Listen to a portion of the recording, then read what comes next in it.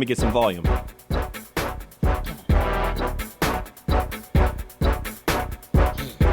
For your table, right? Hard for the nigga to stabilize. When did you learn to do it yourself instead of waiting for somebody to save your life? Food for the fire, your bitch ass was born to expire. First to the last, worst to the peasants to fill this class. Living with another man's foot in your ass. Turn around like this when you give it up, bitch. Let them live it up, rich get rich. Smart for the camera, let them take your Ladies and gentlemen,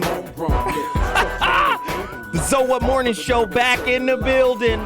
Another heater is on deck. Mondays, July the 21st, 2014. I'm excited because we have an incredible, revolutionary topic going on today. So let me just get right to it. As is commonplace, I got to do the community empowerment. I just want you guys to support businesses that are black owned. You know, and I'm not a racist. I'm not on to that. But I just think black people need to start getting their own, doing for themselves, having their own, defining themselves, regain power of the social narrative out there by, you know, working together. It's believed that we don't do that. So that's what this is about.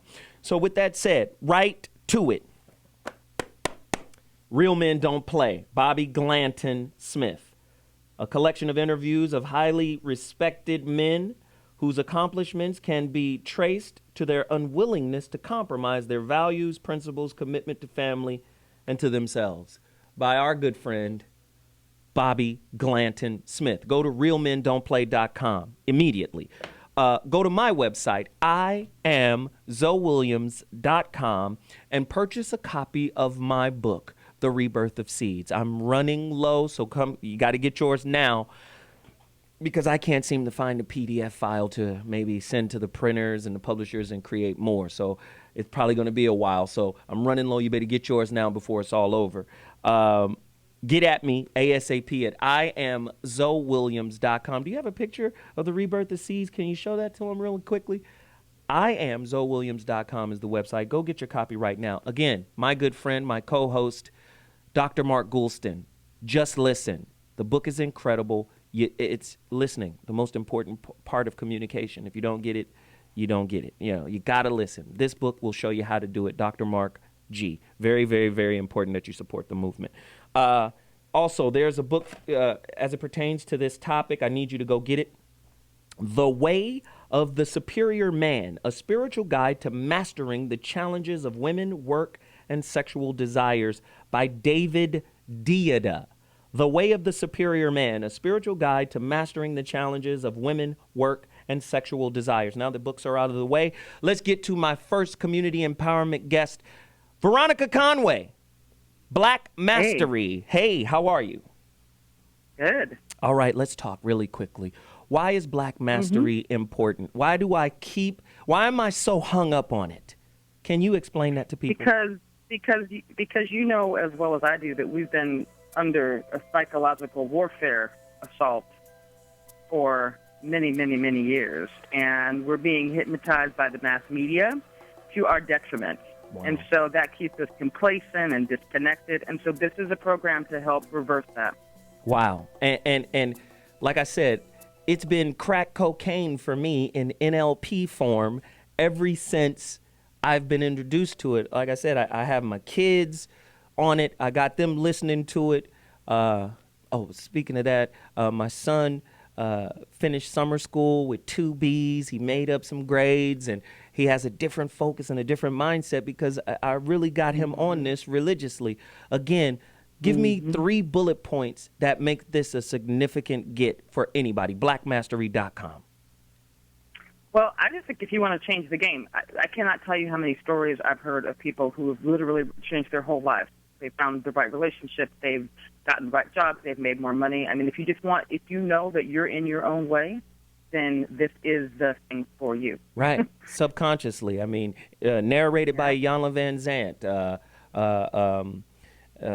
What is it? 9 different modules, right, that you listen to for 20 minutes a day, right? Yeah, everything from busting procrastination, which many of us have. We have a track for that. We have a track for dismantling your most limiting beliefs and inner conflicts. So many people they're stuck on a lot of beliefs about why they can't do it. And I've heard this especially to kind of move into the whole entrepreneurship thing and what you were talking about, Zoe, earlier. A lot of folks that I've talked to that have gotten Black Mastery, that I've done private coaching sessions with, they deeply want to move into entrepreneurship. Wow. And we have to begin to do that in our community. Like you said, if every Black solopreneur hired one person, we could eradicate Black unemployment. Wow. If every Black single business owner hired one Black person, we would be completely autonomous from this system. So we can't both sit around and complain about how we're at the effect of the system and still operate inside of it. And entrepreneurship is absolutely the key to shifting that. So two things. They can contact you at veronicaconway.com, correct? Or they can go to W2E Bootcamp. That's the letter W, the number 2, the letter E, bootcamp.com. Absolutely. And they should go to blackmastery.com right now and get blackmastery.com, correct? Yes. There it is. There it is. Thank you, VC. We'll be talking to you shortly. Today's topic is going to be off the charts. Now, another community empowerment business person is coming on right now, courtesy of Uncle Bobby. This brother's name is Frederick L. Woods. He is the president, chief operating officer, and co-founder of Emerge Solutions Group, LLC. Now, this is a very, very important piece of business that we need to support. He's on Skype with us right now. Brother Frederick L. Woods, thank you for tuning into the show. Tell us right now why it's important that everybody listening should support your business, because it is a valuable business to support. Talk to us right now. Hey, Zoe, thank you so much. And thanks, Bobby, for having me on. Zoe, the reason why we should support us, because we are just taking it on an initiative that I think will make a big change in America. There has been a promise made to our veterans, a promise that has been broken. 636,000 veterans out there are without health care benefits, totaling to some $17.6 billion solution. And our company has taken on an initiative. We've written letters to Secretary Sloan with a solution to solve that problem. So I think that we have a solution. We have the spirit. We have the innovation to solve problems, and particularly this problem, though. So how do they get in contact with you? Is there a website? Is there an email address? What is it that our listeners have to do to connect with you and get in contact with all of the resources that you have? Hello? Is he there? What happened to my brother? Okay, we have a website, okay. www.emerge. Can you hear me? Yes, I got you. www.emerge-sg.com or fwoods@emerge-sg.com. Emerge Solutions Group. And what you guys provide is help to the veterans in terms of medical insurance and coverage, correct? No, we are providing the solution so that the veterans out there, the 636,000 veterans that are on a waiting list and that need health care, we have provided a solution to the federal government to make that happen. There it is. You guys are the conduit to get them the resources that they need in order to get covered. Perfect. Absolutely. Perfect. Absolutely. Listen, emergesolutions.com. Get over to their website. Check it out right now. Man, I appreciate you, Brother Woods. Thank you. And again, when there's an opportunity, we would like to have you back on to promote again and again and again and again. Thank you, my friend. Hey, thanks, Zoe. Thank you so much. All right. Listen, we're about to take a quick break. When I come back, this room will be filled, and we're going to have a topic that's going to blow your mind that was inspired by none other than Corey Holcomb. Nuts! I'm telling you. So What Mornings, TRadioV.com. That's Radio NTV. 855-878-4652 is the number to dial. Get at me. We'll be back at 2.2. Holla. You mad? You upset about something, nigga?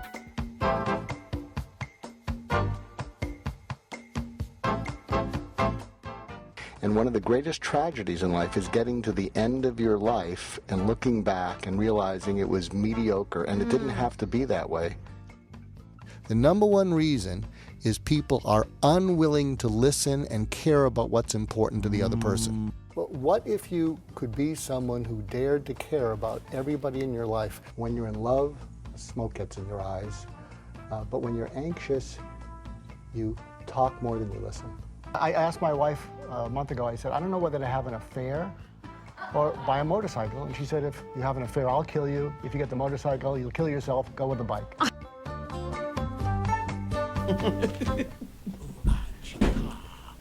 So, I don't know if all of you know that my big mission in life, it's a small one. It's healing the world one conversation at a time. Wow. So imagine conversations where people are talking at or over each other right now, and if you could have people talking with each other, it would change the world as we know it. And that's my mission in life. And one of the reasons I wrote Just Listen is if we listen more than we talk, that would change the world. So we're here going to be talking about how men can empower women. And so here's what an empowering conversation looks like. Focus on the future that no one has screwed up yet. Because as soon as you focus on something that's already happened, it's going to be he said, she said, defensive, attack, and all that stuff. So one of the things that men can do is to say to the women in their life, going forward, how can I be a better husband, a better dad, a better man? What do I need to do more of? What do I need to stop doing? And don't, give this olive branch and then get defensive when she says something. Just have her get specific. Say, give me an example so I can see it with my own eyes and hear it with my own ears. So going forward, how can I be a better man to you? And then when she says that, you will see that it changes the whole conversation. And when you focus on the future that no one has messed up yet, people are just less defensive. So add that to your conversations. Wow. Ladies and gentlemen, the alley-oop has been released.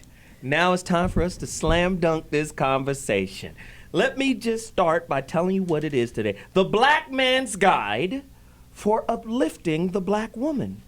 A radio show roundtable centered around how brothers can begin to start celebrating, empowering, and lifting up black women.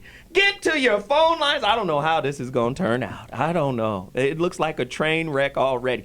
However, Corey Holcomb is, just walked in. You just going to walk in while we live. I love it, Corey. Hell, fuck it. So, Corey Holcomb is the inspiration for this topic. I can't believe it. He called me last week, last Monday, like I was on my way home, and Corey said, Corey was like, Zoe, we should do a show empowering sisters. I said, Corey, you okay? You all right? Corey said, yeah, man, we got to do something about empowering these lousy broads. But I was like, I'm there. Let's do it. He must have gotten lucky that night. So let's, oh, wow. Let's do it this way. Let's ask a couple of questions. Really quickly, Jasmine is in the building. Melodiously Fly. Yes, Peace. Lord. Corey Holcomb is in the building. Ice Life is in the building. Go get his book, Pistols and Prayers, right? Yes, sir. Yeah, go get that right now, Amazon.com. Dr. G, Geoff Bronw, director, producer. D, Channsin Berry is in the building. He directed, listen to this, Dark Girls. Bill Duke's movie, Dark Girl. He directed that. Bobby Glanton, Real Men Don't Give a Fuck. No, Real Men Don't Play is in the building. This show is about to go off the rails. So now that you know who's a part of the panel, let's get the questions. True or false? Every no good woman was made by a no good man. False. As quoted by the Honorable Mr. Farrakhan. We go keep going. Where there are no decent women, there are no decent men. The Honorable Elijah Muhammad. I'm just going to keep going. And we can do true or false, yes or no. I'm going to throw it all to the panel. 855-878-4652. Don't play yourself. Tweet me right now with your questions, your rebukes, your rebuffs, your answers to these questions. I will regurgitate them on the air.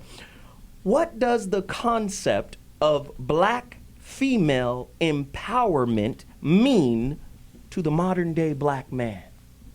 855-878-4652. I got questions. How can the mega male hip hop artist help in curtailing the music and the entertainment industry's objectification of the black woman? 855-878-4650. I don't know what y'all think about these questions. I hope they're rattling some cages. That's the purpose of them. What can men in general, as well as men of color, do to dissuade women from willingly, this is a tough one, willingly becoming the 20th century's version of Sarah Bartman? Wow. Right? A lot of women are willingly being in the parade or being in the circus. The circus today is the twerkus, right? That's the entertainment business, the twerkus, right? A lot of women are willingly participating in this. And if you're willingly objectifying yourself, then how can we willingly empower you? If you're disempowering yourself, 855-878-4652. Somebody get at me with these answers. What role? Oh, no, I won't ask that question. That's later. Okay, that's enough. Let's get to the whole get down. Everybody's in here ready to get busy. Dr. G, I got to throw something out there. Set it up, Whitey Locks. Well, I'm trying to blush so I can match the color on the paint. Wrong. You know what I mean? That's not going to help you. Wrong. I'm gonna have to be visiting the planet Mercury to get that kind of color. Yeah, you just need to be you. There you go. Thank you. All right. I think one of the things that we need to do is we need to listen to each other to let the other person get stuff off their chest so they can think clearly. And a lot of times, women often they have a head of steam because they're frustrated. They're frustrated with our kids. They're frustrated with us. They're frustrated with their parents. They're managing all this stuff, and they got to get stuff off their chest to think clearly. And the point is, especially when they aim it at us, we get defensive. We shove it back down their throat, but they can't think clearly, and that doesn't make them less than men. I mean, that's a special quality women have. I mean, women have a sixth, not sick, but a sixth sense. And I think if you listen to them, even when they're aiming it at you, and don't get so defensive, and you just drill in and say, get it all off so I can listen to it, what's going to happen is they will come down and they may listen to reason. Now, Corey Holcomb's going to shove this down my white man's throat, and so he's going to say that is the ignorant white man's statement. Go ahead. Go on.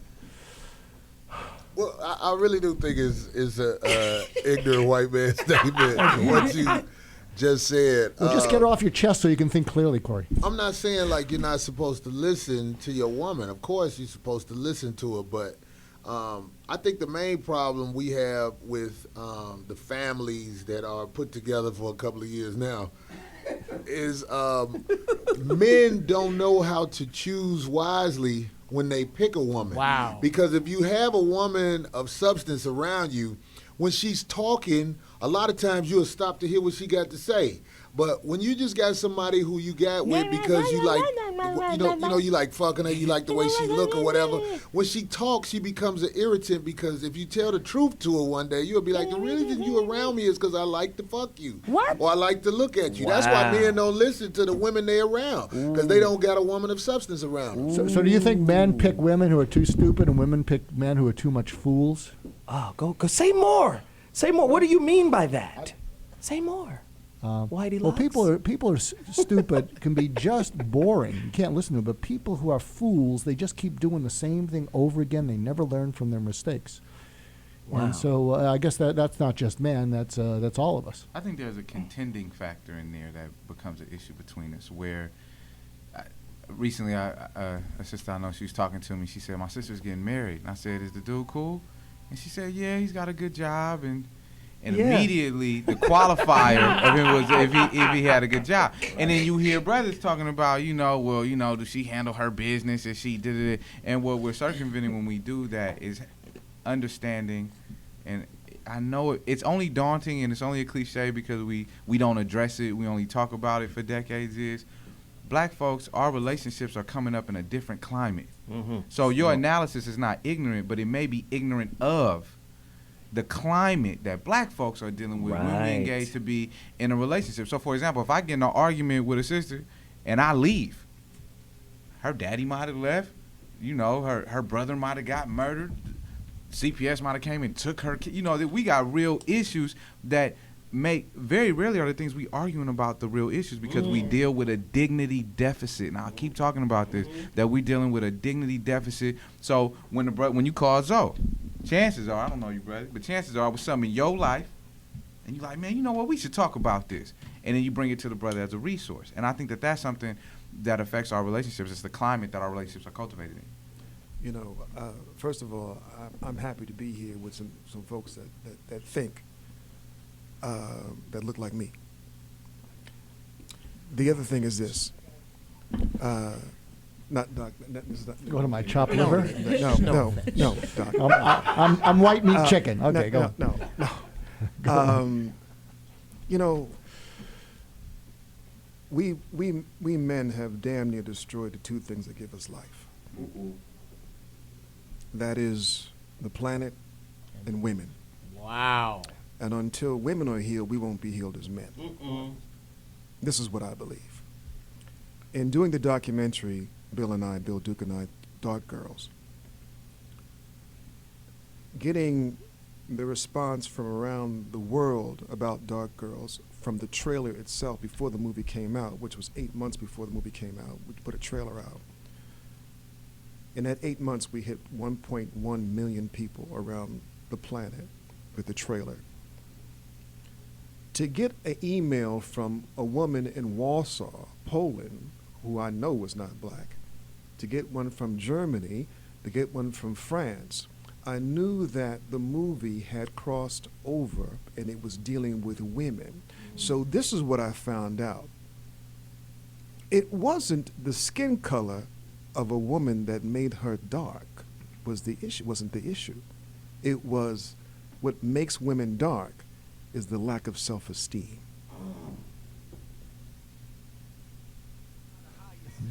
So when we talk about where we are in the environment as a people, you are so right. That needs to be taken into consideration because the dynamics have changed. Fantastic. All right, when we come back, I will bring up the question: what power do women not have? Back in a moment. CK for the people metropolis, spreading across the continents via Skype in the spirit. All day, more than hip hop. Leaving behind nights of terror and fear, I rise. You must be my soul, sis, soul, sis, soul, hey, sis. You must be my soul. Not a single mother, and yet you have, in your career, played a number of single mothers, very powerful single mothers, Boys in the Hood. Yeah. True. This movie, I can run 2 or 3 of them.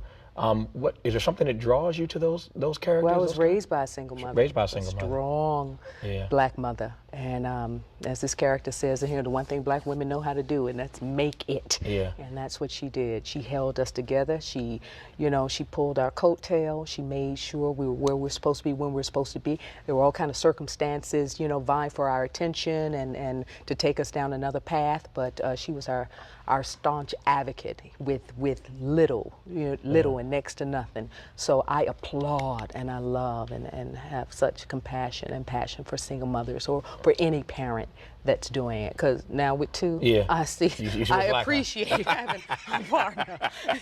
So when you're playing a character like this, are you channeling your mother in any aspect of the character? Sometimes, some scenes. Yeah. Some scenes. Oh yeah. That scene we just You know, we just showed there. I remember my mother, you know, getting us straight. One thing she would say, "Oh, what did she say? I'll fix your little red wagon." Oh yeah. I mean, and you think that seems like something really nice. I have Right. a little red wagon, and she's gonna fix it. What does that mean? But it was, you know, the idea that I will fix your little red. Time, the type of cultural impact that the Cosby Show was having, and that Claire Huxtable in particular was having. I don't think I appreciated it as fully as I do now. Because I was in the midst of working and I was having such a good time doing it. I think it would have ruined the work had I been thinking in terms of the cultural impact that it was having. Yeah. I think the fact that I didn't focus on that probably served the work very well. Absolutely. How do you think the Cosby Show compares to current sitcoms? I mean, Oh, no comparison. that's an honest answer. I'm sorry, there just isn't. You know, okay, so I was in a class at Howard University, Greek literature in the Greek theater, okay? Yeah. And Dr. Frank Snowden was the professor. So he said to us one day, after we'd been studying the classics for a while, he said, okay, which do you prefer, drama or comedy? And I was, you know, a drama student. I said, I like the drama. I love the drama. He said, really? He said, well, Felicia, that's very interesting, you know. Drama appeals to the emotions. Comedy appeals to the intellect. Wow. Really? Really. So the difference between Mr. Cosby's humor and what you see a lot today, think about that, appeals to the intellect. There's something missing in the girls of today. That special touch is fading a little more in every way. No longer are girls confident in their looks or their shapes. They now only have what society has to say. Yeah, I'm a bitch. If you put bad on the front end, I'm a 5-star, team darker, light skin. But when did it become fine to determine beauty on your shade? Hollywood has got them washed in everything that they say. Wow.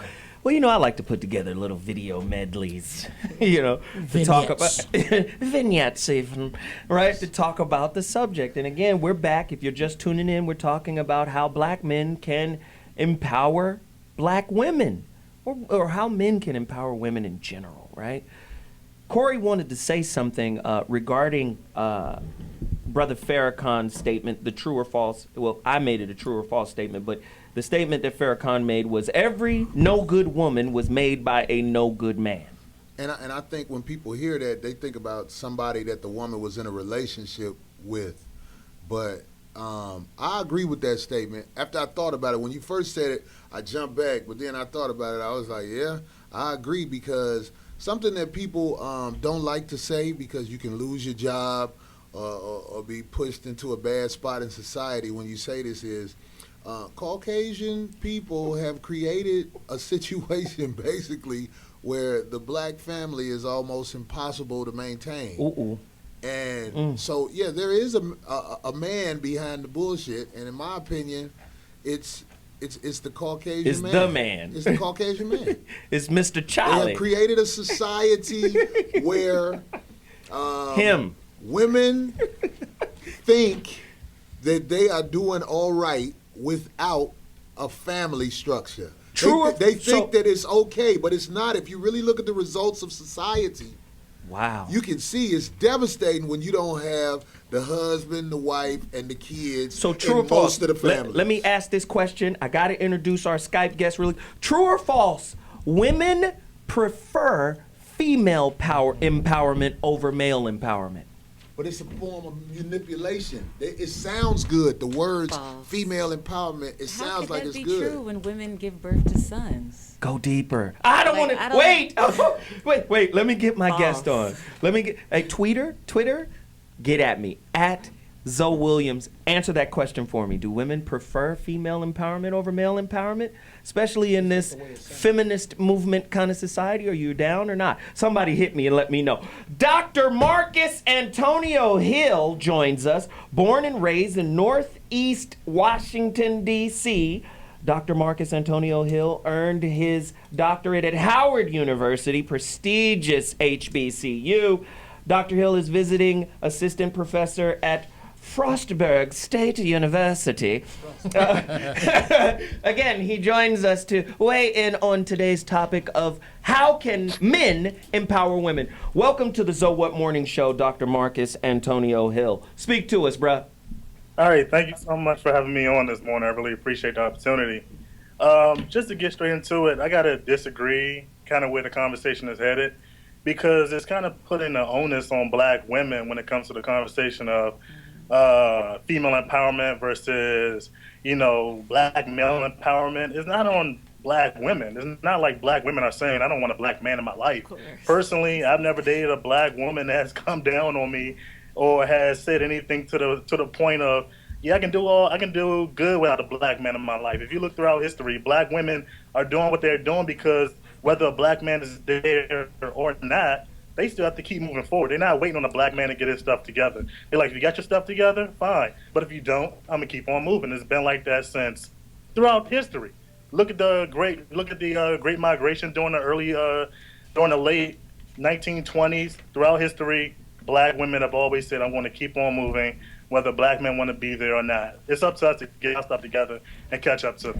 Brother, I really appreciate what you're saying right now. Can you give us 3 examples of black men getting their stuff together? I'm sorry, can you repeat that one more time? My connection is a little funny. No worries. I can say it again. I was just asking you to give us examples of black men getting their stuff together. Give us 3 examples of black men getting their stuff together. Okay, 3 quick examples. One example could be, it seems as if every black man who has not gone to jail or does not have children, it seems like they think that they're a catch and that black women owe them everything because they haven't gone to jail, they got a degree, or they're doing well for themselves. So I think, number one, black men need to come down off of their pedestal and just acknowledge that you don't need a pat on your back just because you're doing what you're supposed to do. Number 2, I think we need to stop blaming black women for us being held back. It's not black women's fault that some of us are going to jail. It's not black women's fault that there are more black women who are entering education than black men.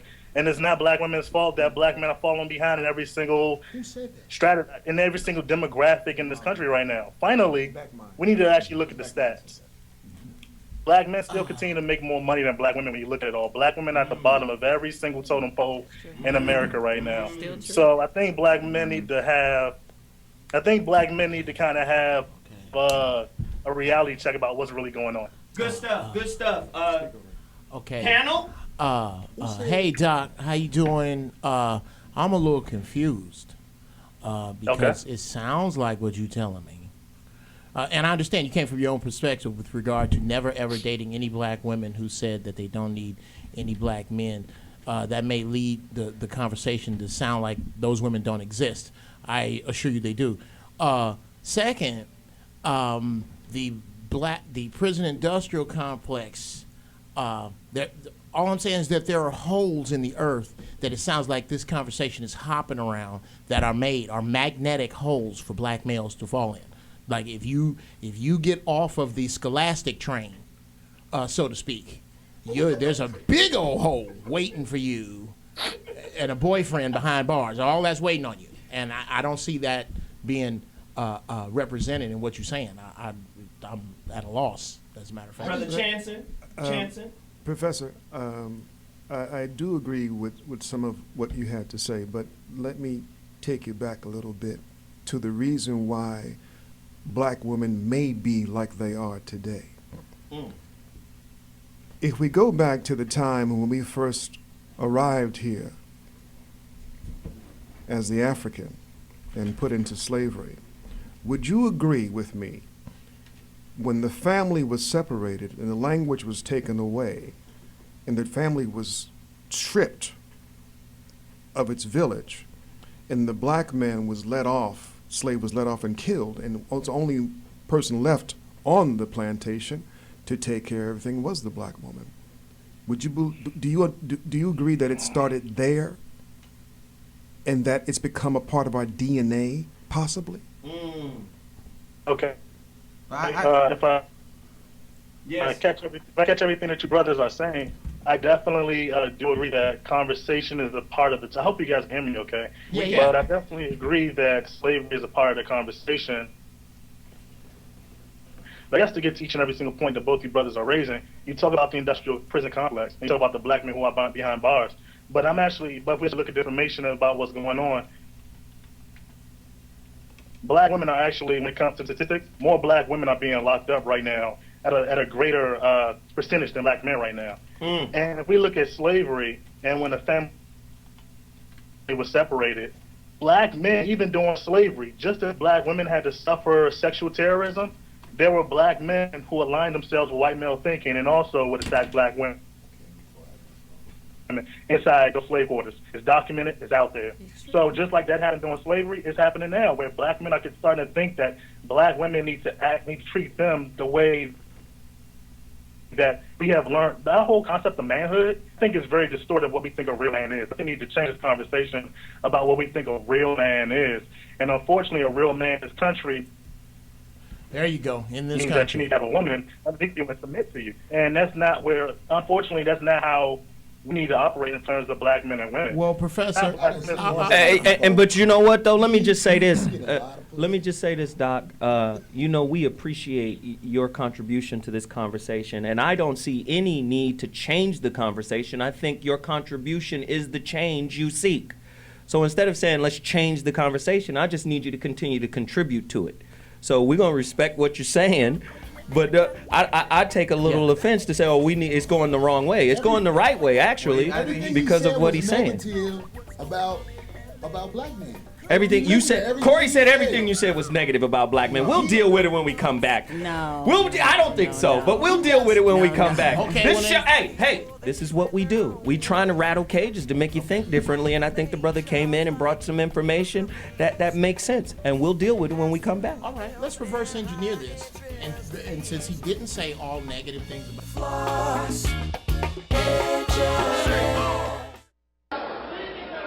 Elijah Muhammad said to us,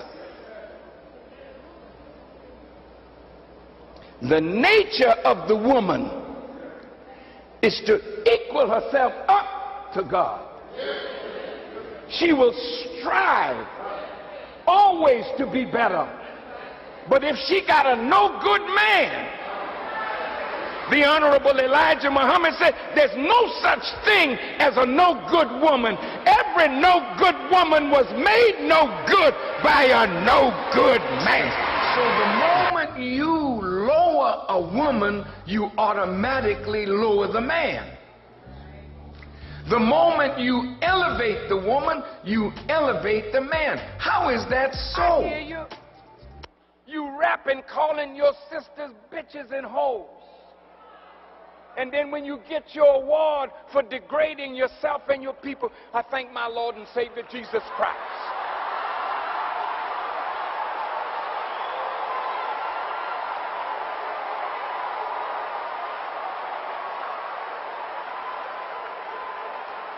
The white man will give you an Academy Award for calling your women bitches and whores and glorifying pimp life. So you become a millionaire on degradation and you think that's all right.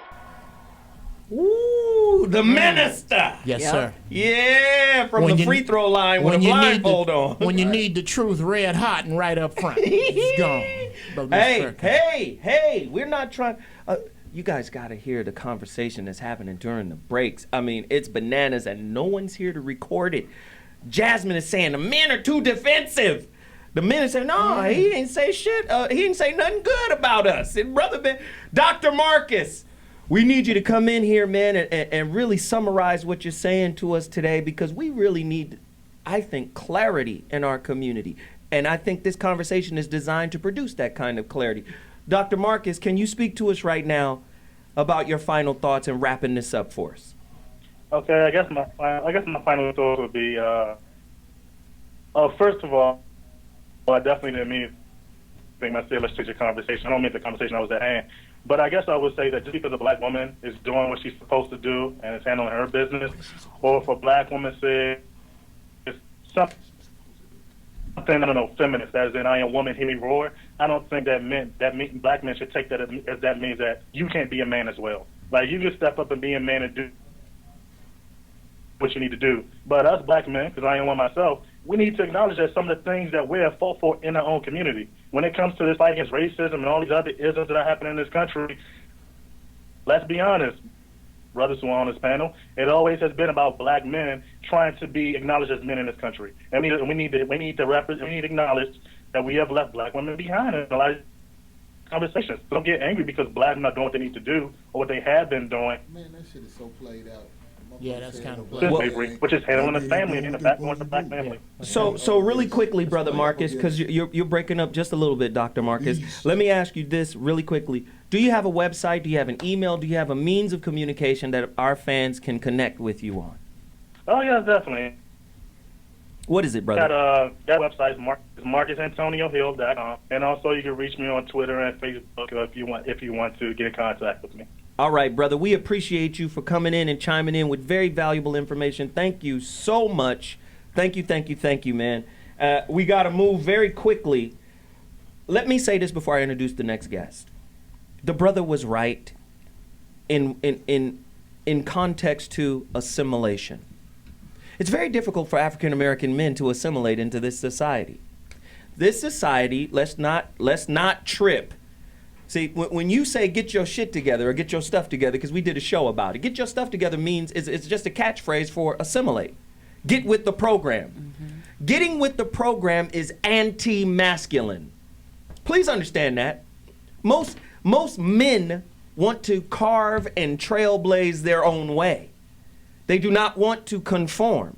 Most men. The alpha males. Even in relationship, when a man, I'm gonna be honest, when a man is gung-ho about marriage, typically it's because he's done sown his royal, what is this the term? Sowed your royal oats.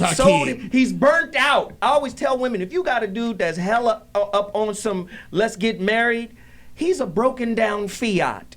His masculine energy is broke down to a certain degree. And I'm talking about in general. I'm not speaking in absolutes because there's a tendency to want to go to the absolute argument and say not all men. I'm not saying all men. I'm saying alpha men don't want to just do that. That's something we have to come into the knowledge of. We have to arrive there. We have to arrive there. So let me do this. I got to introduce somebody really quickly.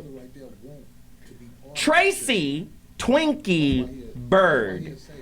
Tracy is a famed casting director of such films, TV shows as Sparkle, Black Nativity, Fruitville Station, Being Mary Jane, Zane's The Jump Off, Moesha, The Gabby Douglas Story, Stomp the Yard, Notorious. It goes on and on and on and on. Home Chick is a mover and a shaker in Hollywood, and she understands what it takes to be a strong woman, and she knows probably what it feels like to be empowered by a strong man. Let's get her on. Tracy Twinkie Bird in the building. I know you've been listening.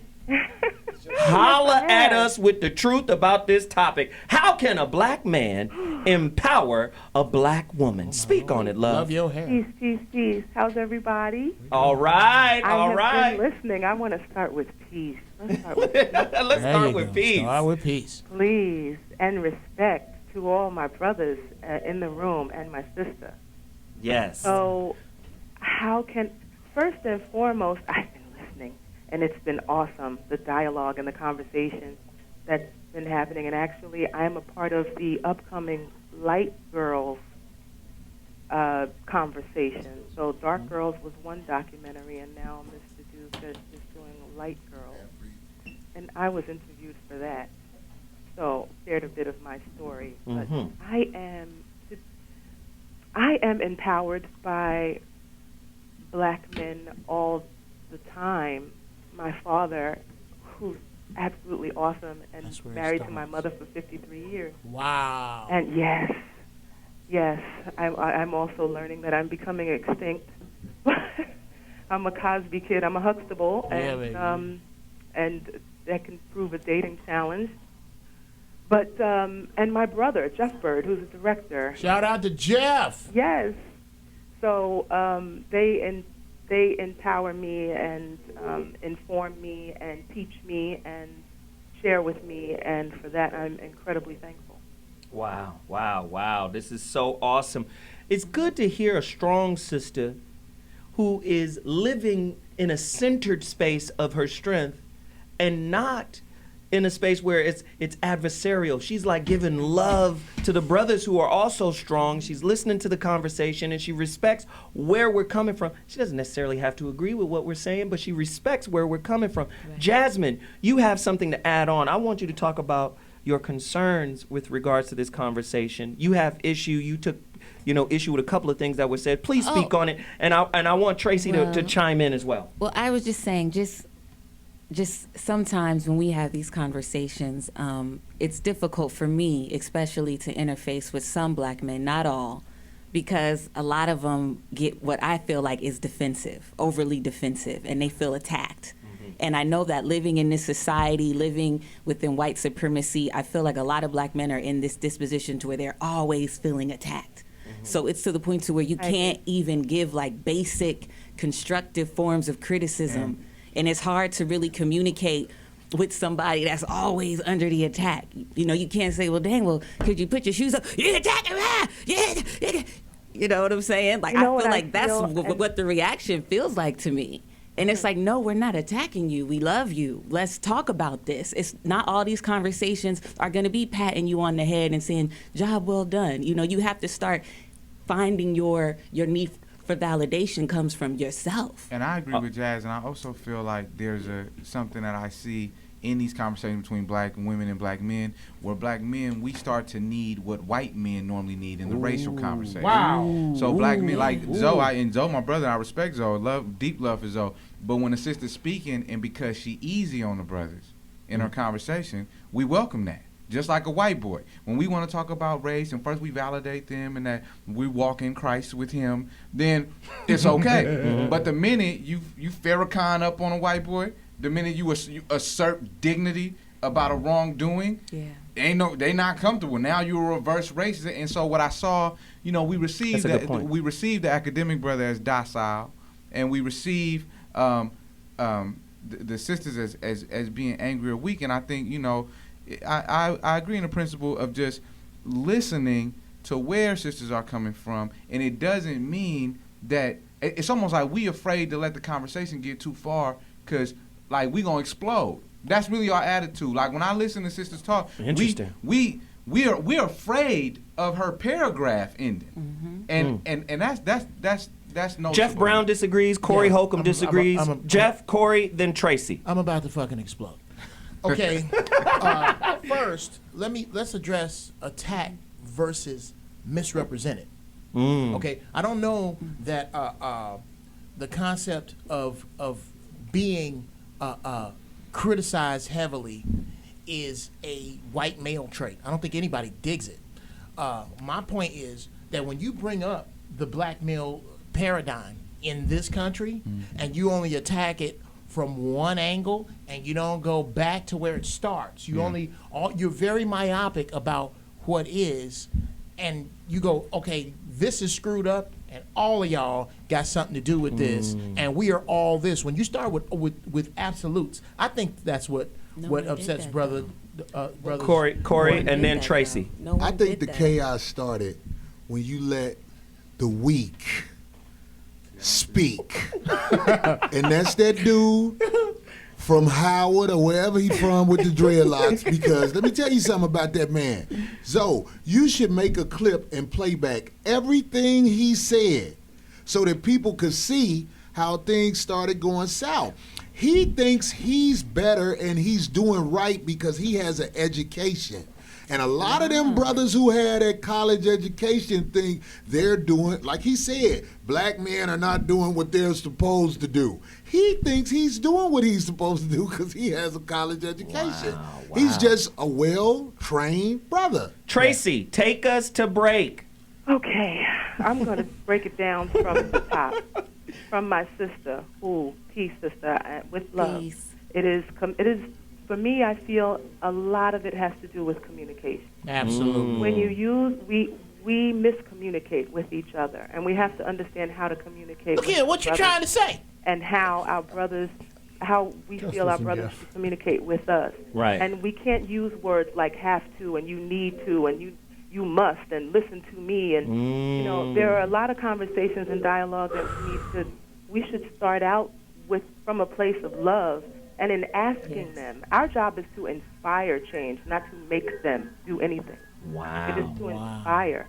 It is about us doing things, living our life like it's golden and shining on them, and then they want to shine because we're shining. Tracy, you married. But you know what's so amazing about what she's saying? This is the same conversation I will have with a teacher, right, who's teaching my children. I'll say, if you lack the ability to inspire my child, you are not a good teacher. Thank you. And what most people fail to realize, in a capitalist society, we lose sight of the spiritual value of relationships. Yeah. And teacher-student vacillates from moment to moment. Now, when that moment manifests where you're the student, you've got to humble out and take the lesson. But don't that go back to what I said? That go back to what I said in the beginning. If you got a woman that's about something, when she talks, it's automatic. You stop. You listen to what she's saying because you know this is gonna help you most of the time when she's talking. But when we come back, we got to take a quick break. When we come back, we're gonna go with Dr. G, we're gonna go with Tracy, and we're gonna go with Brother Channsin. And they're gonna wrap some things for us because it's important for us to get this contextual understanding. Yeah, I got something. We'll be back. Show is niggas pimping, a banging a little rock, but we wrong for banging for that little piece of the block that we own. But at least we banging at home, y'all out of pocket. Leaving behind nights of terror and fear, I rise. You must be my soul, sis, soul, sis, soul. Hey, sis, you must be my soul.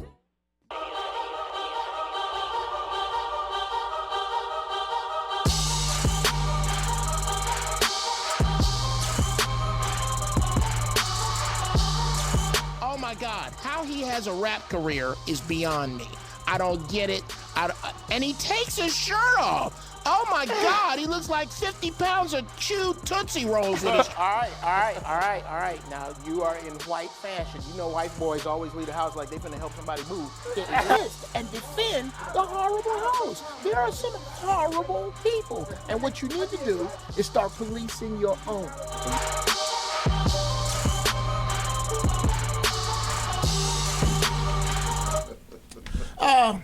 Today's subject is about empowering black women. I can only empower one. That is my daughter. That is where the ball has been dropped. I wish I could say that I directly empower my wife. I do not. She came with her own fully charged batteries when I met her. I'm not quite sure what power women don't have. I think what the issue is empowering is the wrong word. Yeah. It's about redirecting. It is about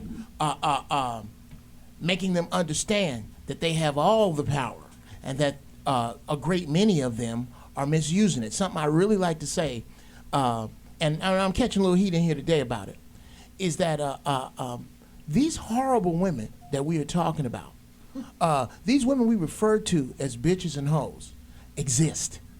They exist. There's not as many as we're making it. It's only 3 of them. There's only 3 of them. But these bitches are really busy. They are keying up all the cars. They are buying all the Louboutin shoes with abortion money.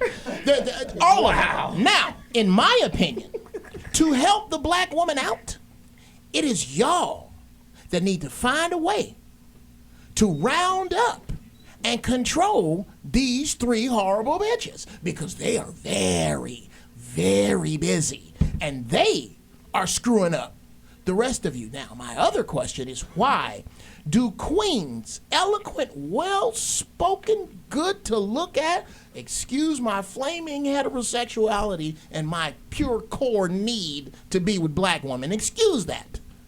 Why is it that the queens circle the wagons around horrible hoes? Wow. Who? What? No, I've never heard of them. No. Why do you put these girls in these videos? Because goddamn it, they show up. That's why. So fathers out there, if you have an issue with women Start with your damn daughter. We got to throw these older ones, ain't no hope. If your grandmama down at the club, ain't no hope for her.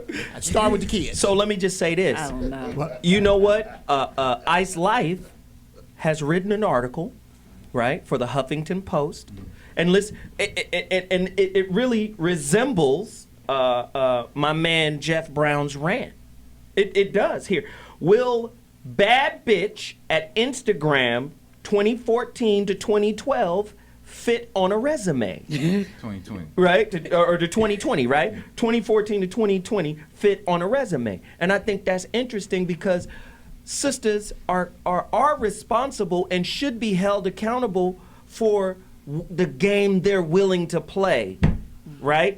So I think that's what Geoff is saying, and I think that's what your article is saying, and I think, let me just give this, and then I'm going to go to Tracy really quickly. Disempowered men or women can't empower anyone. Can I speak as a black man? I don't think so, but you could try. You could try. Let's hear how this goes. No more than my son can be Spider-Man. I'm saying this to Tracy, but I'm also saying to Jasmine, because I can see the expression in her face that she's not the happiest camper with this conversation. I can see she's just saying, She never is. That's why we always invite her. Yeah, so well, besides the fact that she's fine. Wait, so this is man, she pretty. Wait, so this is token white guy to token woman, okay? Token black woman. But tell me if you think this guy. Seriously. Where is my knife? We got to kill Dr. G in here today. I'm trying to think of if I was one of you guys, what am I so angry about?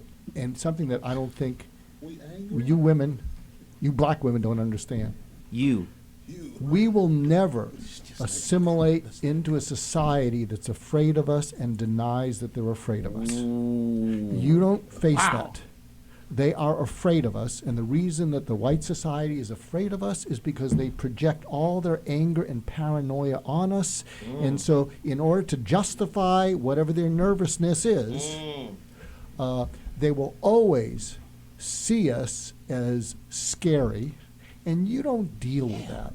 And and I will tell you, when you are treated that way and you don't have any chance of being valued by the white society and you don't have any chance of being valued by women, what we are here saying is, well, you may not value me or respect me, but you will listen to me. And it's so much out of frustration that we just can't get to first base. And then, too, it also negates my experiences, because I hear this often: my experience is worse than yours. My pain is worse than yours. Well, that's what it sounds like, because, well, you don't know what it feels like to be a black man, and you don't know, well, this is how I'm interpreting it, though. There you go. But I think the doctor, how you're interpreting it. I think the doctor hit it. Everyone. You don't frighten people the way we I do frighten frighten people. Hold on. I do Start frighten bringing people. my gun to work. Hold on. I do frighten people. I grew up in Colorado. Hold on. My family integrated our block. Hold on. Wow. Hold on. We need you to have a thought and hold it. Now, Hold go on. ahead. Wait, hold on.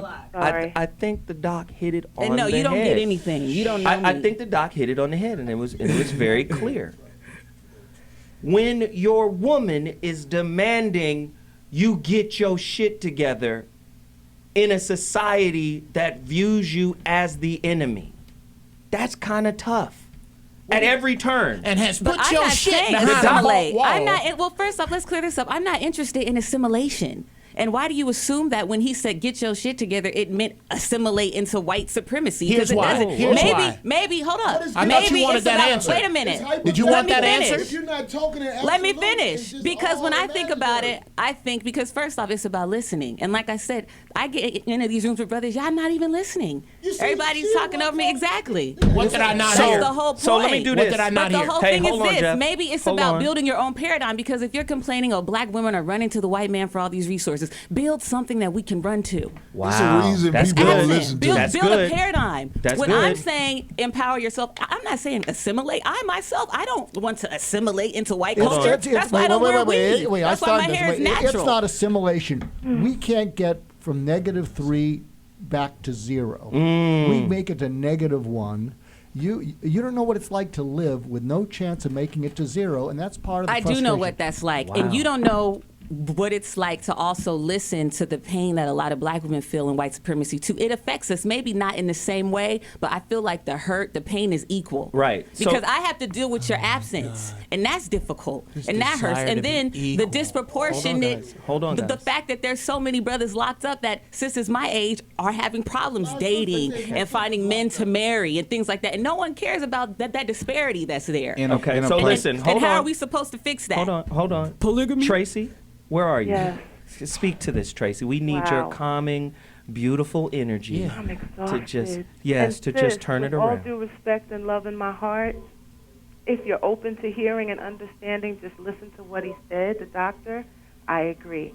If a black man is telling you you don't understand, help me understand, brother. Help me understand, That's King. good. Help me understand. Just help me understand. But you cannot fight them on, well, my pain is as big as your pain. No, wait, he's going to ask you about your pain as soon as he's done with his pain. Just But it's let the him, setup, though. allow But him the to empty himself. When he walks in the door as the king of the household, the head of the household, let him empty, because he will ask. But as soon as he's finished, as soon as he's through with, this is what I fought, this is what I brought back, this is what I killed, this is what I brought home for you to cook, this is what, all of those things, and yes, we have careers too, and yes, but still, the man is the head of the household. Without the man, there is no family. Without the black man, there is no black family. Wow. Without the black man, there is no black family. Tracy, are you married? We have to Right. understand Are this. you married? I learned this lesson 3 years Hold on, ago, hold and on. I've been in therapy for it ever since a breakup with a beautiful black man.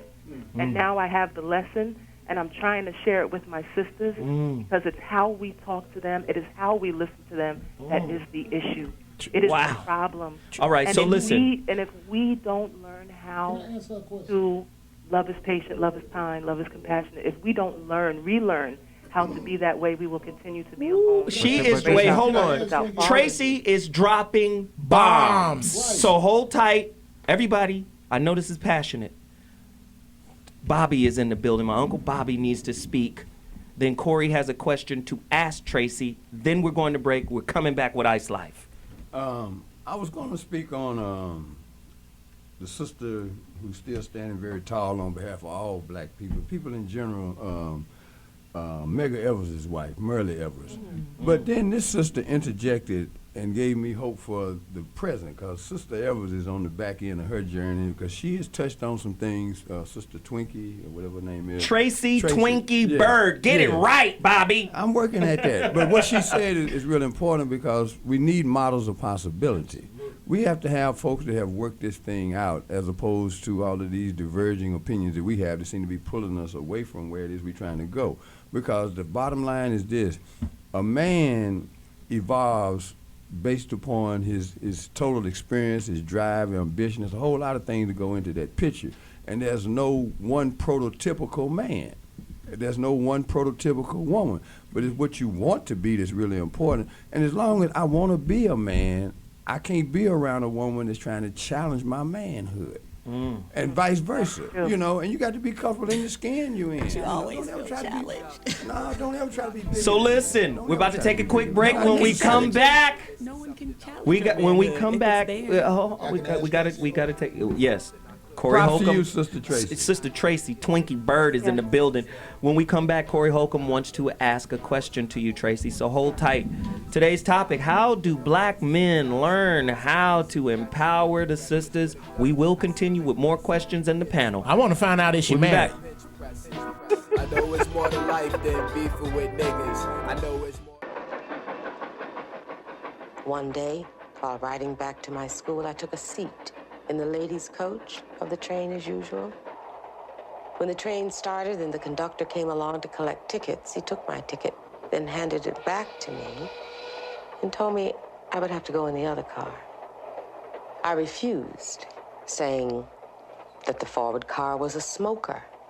And as I was in the ladies' car, I proposed to stay. He tried to drag me out of the seat, but the moment he caught hold of my arm, I fastened my teeth in the back of his hand. She fought. They had to bring in, I believe, 2 other conductors. And they physically took her off of that train. And when she's thrown off the train, even more humiliating is that the rest of the white passengers applaud. Despair gave way to fury. Wells wrote articles about her case that were published by the local papers and then by the leading black newspapers throughout the country. Well, she had to tell that story basically herself. She saw what that would do. There were a lot of black newspapers beginning to emerge, and a lot of them had been created by churches and by black religious organizations. The black church, of course, was independent. The black church didn't have to answer to any great degree to white owners. Malcolm was a good man.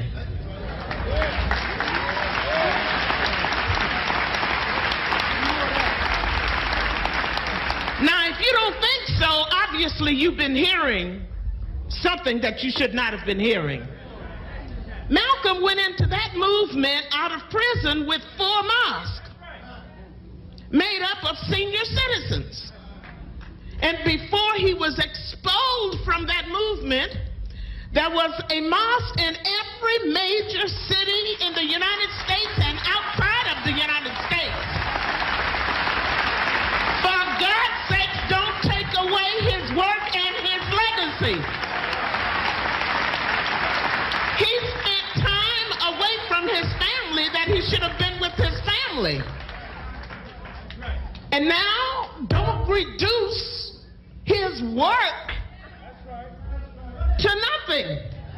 I didn't know at the time, I didn't live in the global community, but I had a vision of that I would be living in a global village. I knew I had to be prepared to be comfortable anywhere in the world. That was what my goal was.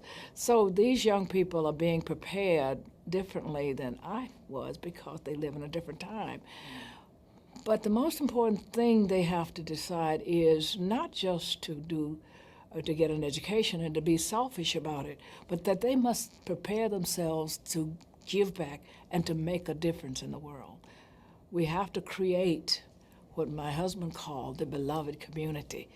If we are to survive, we have to learn how to solve our problems and resolve our conflicts in a nonviolent manner.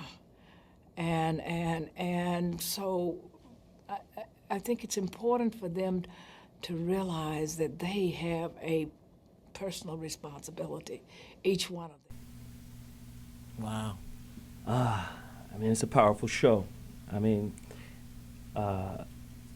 Corey, I love Corey Holcomb. That's the homie.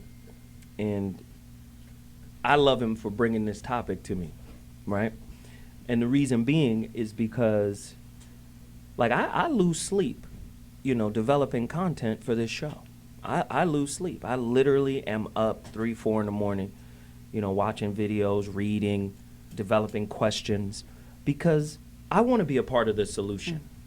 Like, seriously, I want this show, this platform, to be a part of the solution.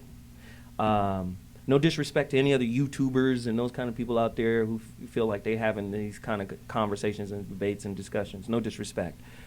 But I feel like it's too much acrimony, right? I think it's too much judgment and condescension from both sides. So I try to build a panel of people because I want us to be able to touch the souls of the people we're trying to talk to. Not with our hurt, but with our objectivity. Right? If we come to the problem with an objective mind, right, instead of a subjective one, because as long as we're subjective, it'll be about our experience and our pain. And you understand what I'm saying? So for me, I want to develop this kind of content so we can touch people in an objective way to say, yeah, I know what you're going through. However, here are some alternatives in terms of how we interface. But I imagine we might be dealing with a certain level of confusion. So the context of the show today was, how do black men empower black women? And what the conversation has turned to is, how can black men be most comfortable? How can black men feel supported? And so I don't disagree with a lot of the conversation. I think it may just conflict with the context. I've been listening to Sister talk here, and she's taking over a very little part of the conversation. And she's been playfully, because we love each other, so she's been playfully kind of disrespected, in not a visceral way, but just in a playful way. The conversations, we tend to not be able to keep an aggressive or a sexual nature out of our dialogues, even though it's mumbled. But sister's sitting here exposed to that the whole time. So I think this is reflective of a larger thing that goes on with us in the world, where though brothers we say, and we intend, it's our intention. But again, because we are caught in a dignity deficit, our conversations, the few moments where we get a power base in a conversation, drift off of the nature of how this conversation. I heard you talking about count how many positive things did the brothers say. You said the same thing. Well, I would challenge us to count how much of our conversation has really been about empowering sisters. Okay. Can I bring it back up on the road? Yeah. I'll bring it back. Okay, here's what... Back up on the road. And then Corey. Okay. Here's what I think we're missing. We're missing the fortitude of our forefathers who said, it's not about us. Mm-hmm. We're going to sacrifice our generation. Mm-hmm. It's about the people who come next. Mm-hmm. The children come next. I, for one, will look for empowered sisters like this one, like the one I'm married to, the ones that I find, and I will work with them to fix children. To me, we got to learn to let some folk go. It's some folks you ain't gonna fix. It's some people that you cannot reach. And what happens is we get into these conversations like we can fix everybody, and we can't. I'm aiming at kids. If you pass a certain age and you think it's okay to act like 22-year-olds, screw you. I'm not dealing with you. I'm not. Okay, hey, I just want to say this. Zoe, I really think you should study this show and what has been said today. Where it came loose. Who said what? Because there's a lot of people who play victim and point fingers. The stuff that I remember, I ask questions, and when I do have an opinion, a lot of times I'm smiling because it's a joke. But when I asked you the question during the break about what did the sister say, because you didn't answer it, now I'm on the spot because I wanted to write it down because she said some positive stuff, and I was powerful stuff. So I'm like, man, did I miss something? That's why I asked you, because I deal more like on a straight up level, because I missed all the positive stuff she said. So the powerful stuff she said again. So can you tell me what she said that was powerful, or do you want to not the study? And we're talking about her like she's not here right now. See, exactly, right. And that's part of the disrespect. So, but you see how the thing is being pointed, and my mama was brought up, and all that. But I asked you because your issue is obviously something deeper. It's deeper. It's something real deep going on with him. So let me answer the question. And we can't psychoanalyze Corey so wait, let me every answer time the question. he comes to the show, because I feel like he's projecting his own issues with women onto every woman who walks up in here. So he's condescending and he's a hypocrite. He's not genuine. So Jasmine, it's just not genuine, and so I'm calling that out. I don't see anything genuine coming from him. So let me answer the question. So let me answer the question. Let me answer the question. When Corey asked me, what you said, he said you didn't say anything that was positive, and I said, I asked you, what did she say? I didn't say she didn't. I said maybe I missed it. And I said she said something that was powerful. Now I'm gonna allow you guys to take us off the topic so I can answer this question. Exactly. So I'm gonna answer it. I said what she said was powerful because it served as a bridge for Tracy to say what she said. Because I believe if she doesn't say what she says, Tracy does not have the opportunity to elucidate on the many powerful things she said. So what she said, what Jasmine said, was useful and powerful. So I get it now, because like what Donald Sterling said. Why does he feel like he has the power to? Yeah. Why does he feel like he has the power to assert what's worthwhile on me? Like he's like, well, I can tell you what's worthy. This is what you say that's worthy, and this is what you say that's not worthy. So this is what I'm going to do. That. Like, I was going to try to talk, who gives you that power? Over me like we at the crib. Let me do this. Let me do this. I want to rap Twinkie, right? Yeah. I want to rap Tracy Twinkie Bird. First off, I want to thank her for her energy, for her information, for her power, for her tone. Is she married? For her tone. Is she married? Can we rap her? Hey, let's rap. Can we rap? All right. Yeah. Thank you. We can rap. Hi, Tracy. Hi. You know we love you. Jesus. Yes. Your Yes. energy was so Love powerful. black men and respect them. Thank you so much for your contribution. Where can people connect with you? Can we follow you on Twitter? Can we yes. connect You in can some kind of way? follow me on Twitter at Twinkie_Bird, BYRD. And I'm on Instagram as well. And I have a fan page for upcoming actors and established actors and actresses. And you know what else I need from you? Facebook. You know what else I need from you? Yeah. I just need a couple of more powerful things that come from your Yeah. soul that can add to this conversation, because every time you speak, it really just changes the energy of the whole get down. Well, I appreciate that because that's been 3 years of work on me, and I continue to use my tools and to practice and work on me. Wow. So I can say to the sister, what gives him the power, sis? He's the man. That's what gives him the power. So just relax in that. Because when a man fights for you, you don't need to fight for yourself. You're good. You're good. When the king's got it, the whole kingdom's got it. So I'm looking forward to my king and our kingdom. I'm looking forward to that. So no, I'm not married yet, but I will be. I gotta go. Wow. And I'm looking forward I got some to suitors, girl. I got some great guys. They're great. They're positive. They black. They vegetarian. They pop lock. They pop lock. They wear old sneakers. They don't sag. They don't dress like young dudes. May I share one more thing? Yes, Is love. that possible? Okay. I feel, and I wrote this down just so that I can be clear, I feel the word strong has been misused, abused, and misunderstood. Strength is not defined as mean, cruel, or know-it-all. Strength can be very quiet and very still. Wow. So, Tracy, be strong, be quiet, and be still. we love you, Tracy. Thank you. Absolutely. We appreciate it. We're about to take a quick break. She We'll got be to back. come back. Holla!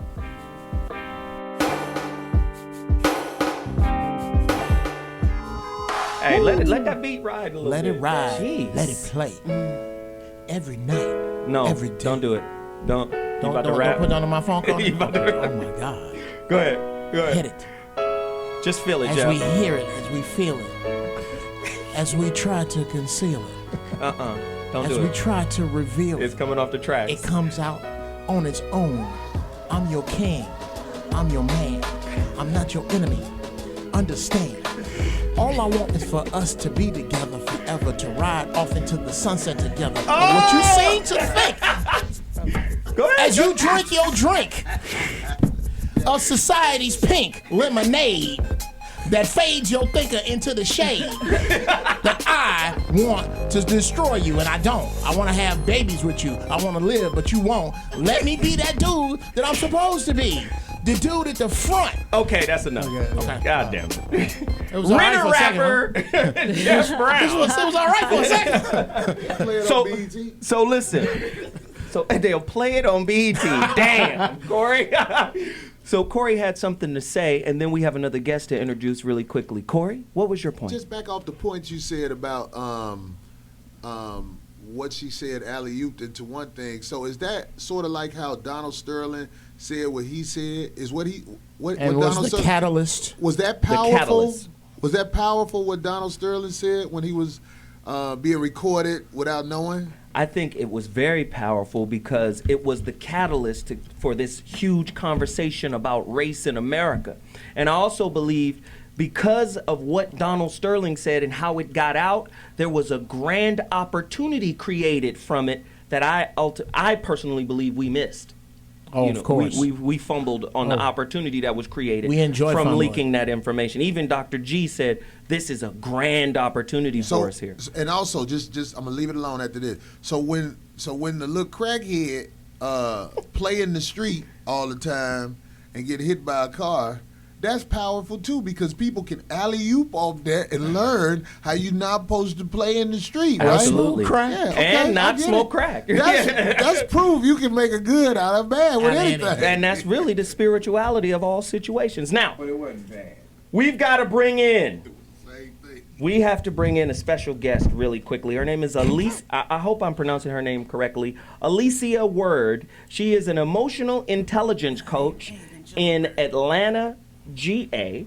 She is the founder of Chapter 2 Coaching for Men and an editor at the Good Men Project digital magazine. Alicia, welcome to the So What Morning Show. We need your instruction.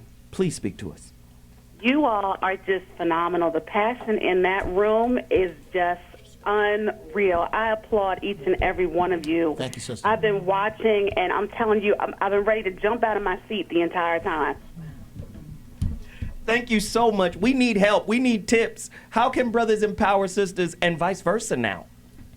Well, what I want to say is that, you know, when we get into these types of conversations, we have a tendency, all of us, to act off of emotion without the benefit of intellect.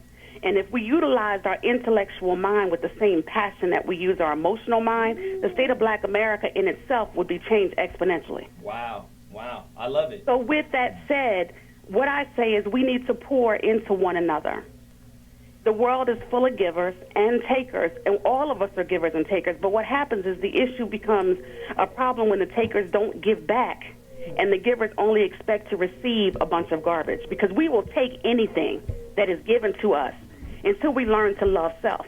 So as far as empowering women is concerned, we have to understand our significance in this world and empower ourselves before we can empower anyone. Wow. Good stuff. So you're basically telling me that empowerment of others, the ability to empower others, is directly related to one's knowledge of himself. Is that what you're telling me, both men and women? Absolutely. How can you feed me if you don't have any food? Wow. That's why she on the show, Doc. Wow. Doc, do you have tips to build on to what Alicia is saying? I think a tip would be to ask the woman in your life, what do I need to do differently so that you are proud to be with me? As opposed to feeling you got stuck with me. And just listen to what she says. And then, but the key is get her to be specific. It shouldn't just be a general abstract thing. But I think, isn't that what we want? In fact, when I ask people, would you rather enjoy the other person or feel enjoyed by them? Most people say, you know, I'd rather put a smile on their face than that they put a smile on my face. That's someone who really cares about you. Yeah. But absolutely. most people, I think care is a rare commodity, in my opinion. Well, I think what she's saying is it's inside us, but when we're reacting so strongly, we can't find it. We can't connect to it. Yeah, good stuff. Corey, you got empowerment tips. How would you empower a woman, Corey? I think you empower. I think you empower a woman when you allow her to be in your space. Now, listen, when you allow a woman in your space for frivolous reasons, you are destroying your future. That's why I say, you shouldn't let anybody be around you. When a woman is around you and she gets to know you, she should be able to realize that, okay, he don't just have anybody around him. That's how he empowers her, because she notices that it's a privilege to be up under me like this, because I see something in you that's big. You know what I mean? That's how you empower a woman, because that's the woman that you'll build your family with. That's the woman that you'll grow with. And your generation will be brought up in a situation where they see positive stuff because you got a positive woman around you. So that's what I would say to all the brothers. If you want to empower the women, only be around the one, or it depends on your religion or your money. You'll get down. Right, your money amount, the ones that you can see a true future with. Channsin, that's how you empower. Channsin, I need tips. Bobby, I need tips too. You know, I don't even know where to start with this one. I've been watching you, bro. I know. Swear, He told me he was just taking in the He got energy. the countenance of Noel Jones. I just don't know where to start. But I mean, it's like how I empower a woman is loving myself first and understanding what my purpose on the planet is first as a man. When I understand that, then I can only empower her. But she has to do the same thing too, at the same time. Loving herself, understanding what her purpose is on the planet as a human being, not as a woman, but as a human being first. That's the thing we've missed, is that we've broken this thing up to man and woman, black and white, Latino, but we haven't even got to the point of we understand each other as human beings. Mm-hmm. The human condition. And that's where I want to start. So you're saying that when people figure out what they could do and what they're meant to do, and they take that in, it kind of calms them down, and then they can relate more fully to other people, and when they don't have that, they can't. Yeah, but the only thing, Doc, I would take out the word could. And replace it with what? Will or won't. I want that said, yes. Bobby? I think the best thing I can do to empower a woman is to be consistent in my presentation of who I am, because I don't want a woman to ever be confused about why I care about her, what she can do for me. I think the most important thing I can do to empower a woman is clarity. Wow. I love it. Yes, sir. Holy Mother of God. Yo. Ice Life, give me yours, and then Geoff. I believe if we're talking about this conversation in the context of black people, that it's important that individuals have an understanding that you're a divine human being with an African face. And I believe in leading with the humanity piece. I also think that, I was just thinking about this morning, unrelated to this, that most of the things that we ask for, we are not emotionally mature enough to really receive. And so the first step is to really focusing on you having an emotional maturity. And I think often we are emotional toddlers. We do the same thing toddlers do when we have a feeling. We hit, we yell, we petulant run, we children. Yeah, exactly. Yes. And so those would be the tips that I offer. And then and lastly, be willing to, if both parties walk away from each other, it's still all good. I see often with us where everything is all good, but then Until when there's it an issue, we have vile things to say about the person that reverberates in our community. So those would be the In other words, forgiveness is a religion. Unforgiveness is a religion in our community. Yes. And someone told me once, forgiveness is giving up on the hope of a better past. Ooh, wow. That real forgiveness is understanding that you can't change that, but you can move forward. Those would be my tips. Alicia, please give me 2 or 3 emotional intelligence raising tips right now. We need an emotional boost right now. We need our IQ, our emotional IQ, to go up a couple of notches right now. Please give us a couple of tips before we go to break. Well, one thing I can say is that we cannot love nor empower one another in a language that others don't speak. Ooh. So with that, we have to embrace the language that men speak. Men have to embrace the language that women speak. We will never understand each other's struggle because we don't walk in the same struggle every day, but we can embrace it.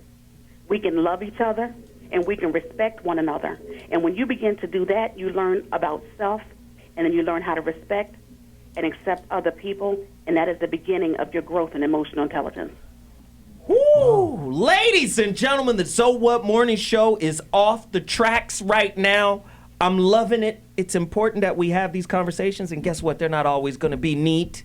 They're going to be a little messy. That's just what it is if we're keeping it real. I wouldn't want it any other way, right? I want it to be a little messy. So with that said, we got to take a quick break, and when I come back, Zoe Williams' final thought. We're going to sum it up. I'll be back in 2.2. Deuces!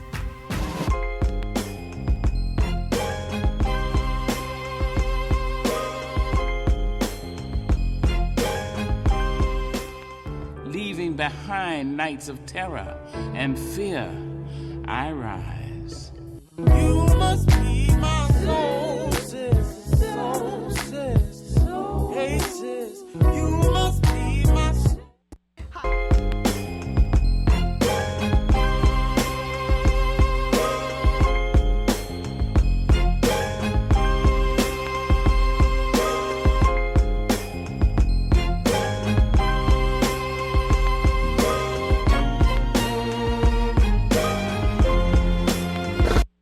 Ladies and gentlemen, So What Morning Show back in the building. Very heated topic, very passionate.